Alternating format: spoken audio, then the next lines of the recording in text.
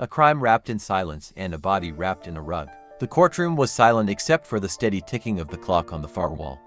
A row of fluorescent lights flickered overhead, casting an eerie glow on the accused. 6 figures stood side by side. Among them was Roland Rugg Vasquez, the man they whispered about in the streets, the one who had mastered the art of disappearance until now.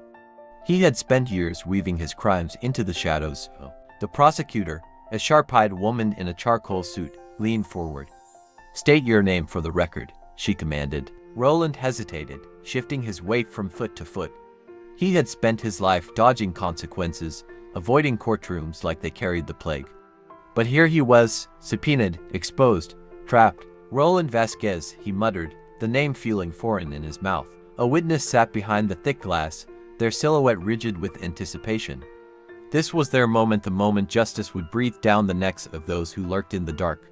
The prosecutor co. "Mr. Vasquez, do you recall the events of June 14th? He exhaled sharply, his eyes darting to the man standing next to him. Gemini, they called him that because he had 2 faces, 2 lives, and twice the deception. A criminal chameleon. Roland could feel. "I don't know what you're talking about," Roland muttered, but his voice lacked conviction. The prosecutor smirked. "Really? Because we have footage. And witnesses. And let's not forget the body." The room tensed. The lineup of criminals all seemed to inch back, as if distance could separate them from the crime. "A body?" Roland asked, playing dumb. "Yes. Rolled up in a rug, dumped like yesterday's trash." "Does that ring a bell?" The prosecutor's voice was smooth, cutting, precise. A murmur rippled through the courtroom. They found it.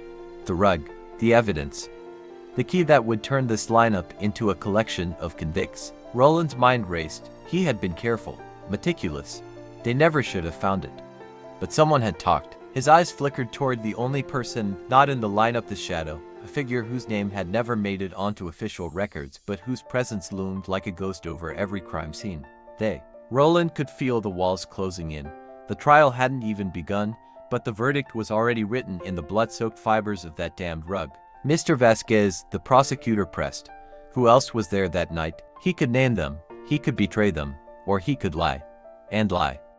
And lie until the courtroom doors slammed shut behind him. The only question was, who would roll him up next?"